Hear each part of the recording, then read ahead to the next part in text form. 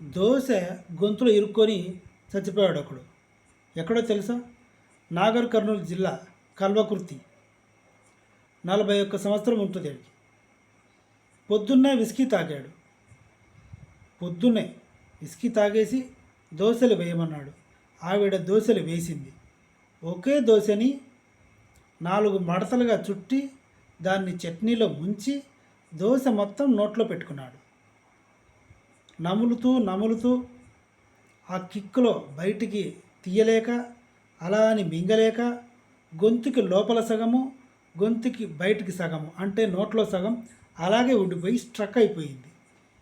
గొంతులో తడి ఆరిపోవడం వల్ల అది టైట్గా అలాగే ఉండిపోయింది. నీళ్లు తాగి మింగుదామంటే కూడా నీళ్ళే లోపలికి పోలేదు. ఇక నీళ్ళతో పాటు దోశ లోపలికి ఎలా పోతుంది? పోలేదు. శ్వాస కష్టమైంది. విపరీతమైన ఆయాసం. హాస్పిటల్కి తీసుకెళ్లారు. తీసుకెళ్లే లోపే మరణించాడు.